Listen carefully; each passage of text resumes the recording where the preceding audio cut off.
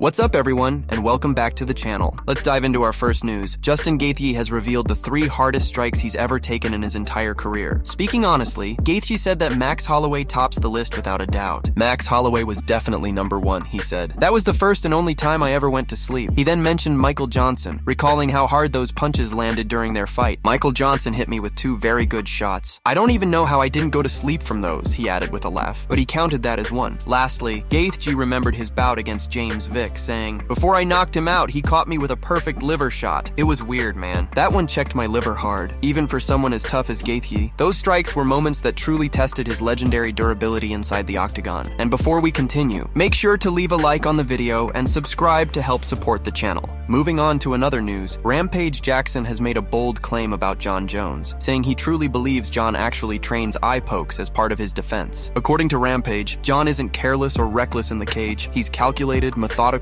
and everything he does has a purpose. Rampage explained that Jon is one of the most strategic fighters to ever step inside the UFC octagon. He said Jon knows exactly what he's doing at all times, especially when it comes to those infamous eye pokes. Rampage said, "Let me tell you something about Jon Jones. That man's mind is on a completely different level from ours. He knows what he's doing when he fights. Those eye pokes aren't accidents. That's his defense mechanism. When you're moving forward on him, trying to close the distance, he uses that reach and those extended fingers to make sure you can't get close." He added that Jon uses his long arms to keep opponents at bay, stretching them just far enough that they can't land, but he can still make contact. Rampage insisted this isn't coincidence. It's intentional, and something Jon has practiced repeatedly. He went on to claim that Jon has even admitted to it in interviews before, saying things like, "It might be illegal, but it works." Rampage said he's seen clips where Jon openly talked about using that tactic because it helps control distance and slow down aggressive fighters. To him, that's proof that Jon knows exactly what he's doing, and that it's all part of his strategy. Rampage also described Jon as one of the most intelligent and tactical fighters the sport has ever seen. He said Jon comes up with insane game plans every time he fights. He studies his opponents, finds their weaknesses, and then uses every tool available, legal or not, to win. Rampage believes Jon's ability to combine strategy, reach, and mental warfare makes him one of the most dangerous fighters in UFC history. He emphasized again that Jon's actions inside the cage are never random. Everything is deliberate, from his stance to the way he manages distance. In Rampage's view, Jon's success isn't just about athleticism, it's about his understanding of timing, space, and control. Whether people agree with his tactics or not, Rampage made it clear that Jon Jones operates on a level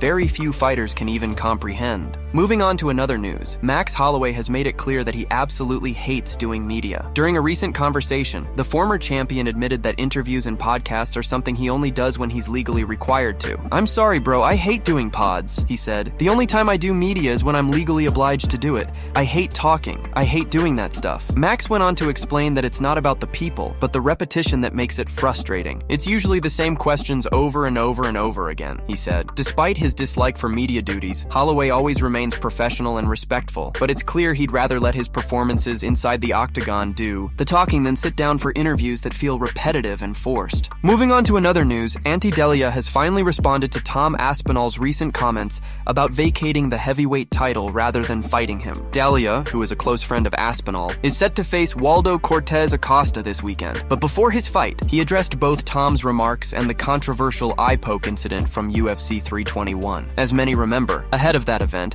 Aspinall made headlines by saying that if the UFC ever tried to book him against Delija, he'd rather give up his belt than fight his friend. That statement didn't sit well with Dana White, who immediately voiced his frustration, saying he absolutely hates when fighters refuse to face friends. Dana called the idea insane, making it clear that in the UFC the best should always fight the best, regardless of personal relationships. Now, Delija has shared his own thoughts on both topics, showing nothing but class while standing by his friend. Speaking to media this week, Delija said, "I think he did a great job with not continuing after that eye poke. If more fighters did the same thing, maybe we could prevent these things from happening again. Absolutely, 100% more fighters should do the same, and those who cause eye pokes should be punished more severely." He continued by pointing out his own clean record, saying, "I've had 33 fights, and I've never poked someone in the eye. I believe the punishment for that kind of action should be serious." When asked about Tom's comment regarding vacating the title, Delija was very respectful. "He's a really, really dear friend of mine," he said, and with that statement, he showed his true character. "I also wouldn't fight him him for the belt. It's rare to see two top heavyweights share this kind of loyalty in a sport driven by competition, but both Delija and Aspinall have made it clear that their friendship goes beyond business. With Delija preparing for his upcoming fight and Aspinall waiting on what's next after the eye poke controversy, fans can only admire the mutual respect these two share at the highest level of the game. Moving on to another news, Jorge Masvidal has shared his honest thoughts on the lightweight title picture, and he doesn't believe Justin Gaethje deserves to fight Ilia Topuria next. Speaking about the division's current state, Masvidal said he respects Ilia's rise, but thinks there are better matchups to make. "I think Ilia's legit, bro," Masvidal said, "but if you ask me what fight I'd rather see, I'd like to see him against Paddy Pimblett. There's already history there, and it just makes sense." Masvidal explained that, from a fan's perspective, Ilia versus Paddy would be a more exciting and meaningful fight than throwing Gaethje straight into a title shot. "Gaethje's my boy, don't get me wrong," Masvidal continued, "but I just don't see how he gets that fight when Max Holloway ended him. That's not me being disrespectful, that's just facts. Max beat him, and Max also beat Dustin. So, if we're talking about who's really at the top, you've got to give some credit to Max Holloway." He went on to say that even though Ilia just beat Max at featherweight, the rankings and performances across divisions still matter. "Someone correct me if I'm wrong," Masvidal added, "but the number one contender at 155 should still be Max Holloway. He beat Dustin, he beat Gaethje, and his name value is massive. If anyone deserves to be in the mix for a lightweight title shot, it's Max." Masvidal didn't stop there. He brought up Arman as another strong candidate who's earned his spot through consistency and tough fights. "I think Arman should be right there too," he said, "but I know the UFC had some issues with him, maybe about missing weight. They said they wanted him to fight one more time before giving him a title shot. I think he's fighting Dan Hooker next month, so if he wins that, then yeah, give our boy the title shot." Masvidal wrapped it up by saying the lightweight division is stacked with incredible talent, and no matter what happens, fans are going to get some amazing fights. "At the end of the day, there are a lot of good fights," he said. "Everybody can make predictions, but when you actually go out there and make history, that's when you're cemented as one of the greats. That's what it's all about, man. It's going to be really good." Moving on to another news, a surprising story has surfaced involving Khabib, Dana White, and Jon Jones. Olympic wrestling legend Abdulrashid Sadulayev recently revealed that Khabib once offered Dana White a fight between him and Jon Jones for $500,000. According to Sadulayev, the conversation happened in a light-hearted setting, but quickly caught attention because of how unexpected it was. He said it all started when he was talking with Khabib, who happened to be sitting right next to Dana White. During their conversation, Khabib turned to Dana and said, "Come on, let's make a fight." Sadulayev asked, "Against who?" And Khabib just laughed, saying, "What's the difference?" "Against whoever." Sadulayev replied, "Of course there's a difference. What's the pay?" Khabib responded, $500,000. That's when Sadulayev realized Khabib was half joking, but also serious enough to throw the idea out there. Then he asked again, "Who exactly would I be fighting?" And Khabib pointed to Dana, saying, "Jon Jones." Sadulayev laughed, saying, "Come on, Jon Jones. He's a legend. $500,000 for that isn't serious money." He went on to explain that while they joked about it, he also told Khabib, "Why are you undervaluing me?" They all shared a laugh about it, and Sadulayev said he told them, "All right, I'll think about it." But what happened next was even more surprising. The very next day, Jon Jones made a post announcing that he was retiring from MMA. Sadulayev laughed as he recalled it, saying, "I told them we shouldn't have started that conversation." The story quickly went viral because fans couldn't believe Khabib would jokingly try to book a fight between the world's best wrestler and one of MMA's greatest fighters. Even though it was never a serious negotiation, the fact that Khabib threw out the idea shows just how playful and unpredictable things can get when legends like these are in the same room. Moving on to another news, Shavkat Rakhmonov has reportedly retired from MMA, shocking fans and fighters across the world. The news came from a recent episode of the Russian podcast Nisa TV,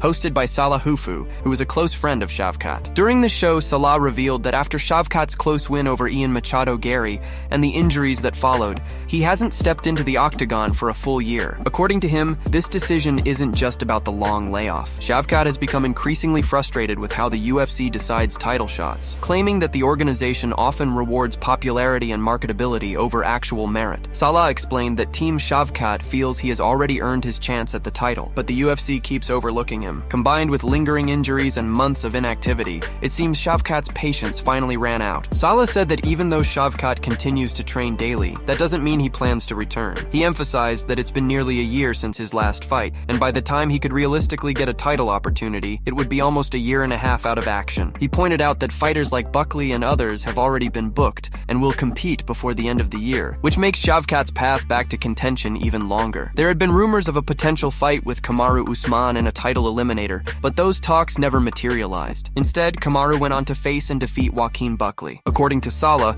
the delay and lack of opportunities were the final push that led Shavkat to call it quits. He made it clear that Shavkat isn't just taking a break, he's done with MMA for good. When word of his decision reached Dana White, the UFC president responded publicly. Dana said he didn't know if anyone expected Shavkat to make such a move, but he wasn't completely surprised. "In this sport, man, you never know what's going to happen," Dana said. "Anything is possible. At some point, every fighter has to move on. Everyone's got to do what's right for them and for their families." While fans are still processing the news, it's a massive moment for the welterweight division. If true, the UFC just lost one of its most dangerous and undefeated contenders. Moving on to another news, Deiveson Figueiredo was reportedly involved in a car accident earlier today, but thankfully he's doing fine. The former UFC champion shared a short video on his Instagram showing the aftermath of the crash. In the caption, he wrote, "Thank God for the deliverance. I had an accident today. A lady driving at high speed, apparently on the run, came out of a secondary street and hit the middle of my vehicle, causing my car to flip over several times." Despite the violent crash, Deiveson appeared calm and grateful in the footage, expressing relief that he escaped without serious injuries. Fans flooded the comments with prayers and well wishes, thankful that he's safe. The footage quickly went viral, showing just how dangerous the accident was. For now, Deiveson seems to be recovering well and has reassured everyone that he's okay.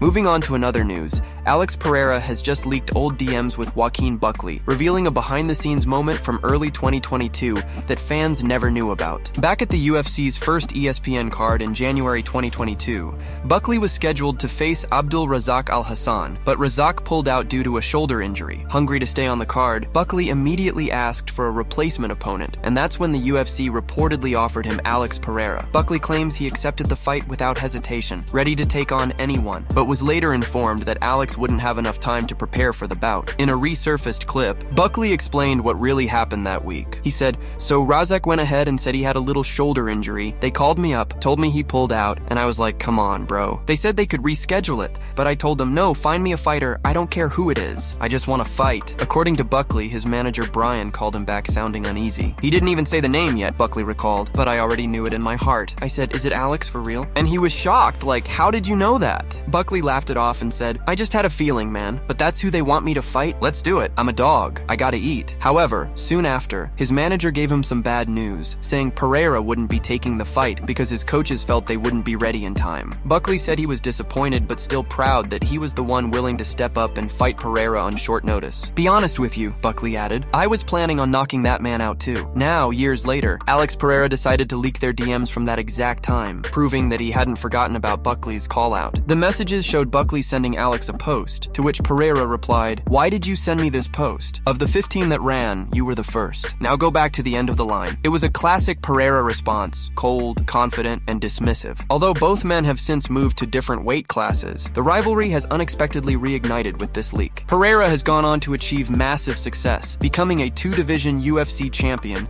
and now teasing a potential move up to heavyweight. Meanwhile, Buckley has dropped to welterweight and recently suffered a loss to Kamaru Usman back in June. The two are now miles apart in career trajectories, and the matchup that almost happened will likely never take place. At 38 years old, Alex Pereira's UFC career is nearing its later stages, but every time he makes a move, it dominates headlines. With Pereira's star power rising faster than ever, fans can only expect his remaining fights to be nothing short of blockbuster events against the biggest names in the sport. Moving on to another news, Chris Weidman is set to face Anderson Silva in a boxing match on the undercard of Jake Paul versus Gervonta Davis. In a recent sit-down with Daniel Cormier, Weidman opened up about their second fight in the UFC, the one forever remembered for Silva's horrific leg break. Reflecting on that night, Weidman admitted he didn't realize the extent of Silva's injury until he heard him scream. At that moment, he thought Silva was just hurt, maybe from a checked kick, but when he turned around and saw his leg twisted, he knew it was something terrible. He explained that heading into that fight, he felt confident. In the first round, he managed to drop Silva with a clean shot to the temple, followed by hard ground and pound. He said he mentally and physically broke Silva at that point because everything was going his way. Silva, on the other hand, came into that rematch much more serious. After getting knocked out in their first encounter with his hands down, Silva faced massive backlash from fans. So in the rematch, he fought more traditionally with his guard up, focusing on pure kickboxing fundamentals. Weidman noted that when Silva had his hands down in the first fight, it was actually tougher to deal with him. The unpredictability, the emotion, and the taunting made things chaotic. But in the second fight, Silva was more cautious, more technical, and easier to read. Weidman said it made his job simpler because he could see the strikes coming. He remembered checking Silva's first leg kick perfectly, something he'd never done before, and it gave him a sense of control early in the second round. That wasn't the kick that caused the break, though. As the round continued, Silva threw another leg kick, this time without setting it up, and Weidman checked it clean. At first, he thought Silva was just hurt, maybe bruised or shaken, and believed he had broken Silva mentally and physically. Weidman even started celebrating, running around the octagon thinking he'd just won decisively. Then he heard Silva's agonizing scream. Turning around, he saw the gruesome sight, Silva's leg completely broken. Weidman said in that moment, it was impossible to be happy. Even though he had won, the injury overshadowed everything. In the post-fight moment, as his coaches came in cheering,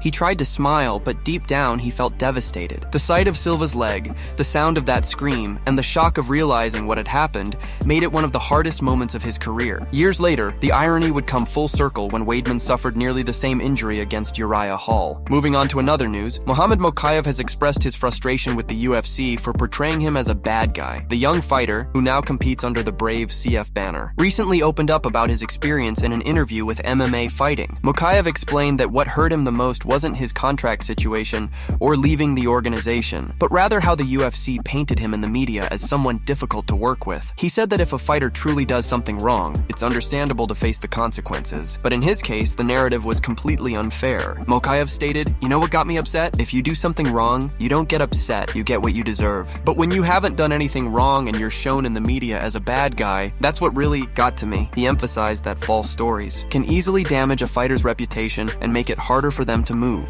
forward. Mokaev went on to say that he never had issues with the UFC when it came to professionalism or conduct. In fact, he pointed out that the promotion had renewed his contract twice while he was still part of the roster, each time with better pay. "If I was really a bad guy, if I was hard to deal with, they would have cut me immediately," he said. "You don't keep a problem fighter for 7 fights in your organization. That's just not how it works." The young prospect also made it clear that his main issue wasn't money or fame, but honesty and respect. He said that when an organization with such influence labels someone unfairly, it can follow them for years and affect how fans and other promotions view them. Despite everything, Mokaev remains focused on his next challenge. He is scheduled to compete on November 7th under the Brave CF promotion and hopes to remind fans of what he brings to the cage: discipline, determination, and skill. For Mokaev, it's not about revenge, but about restoring his name and proving that his actions speak louder than the image others tried to create. That's it from MMA Pulse News. Thanks for watching. Don't forget to leave a like and subscribe for daily MMA news.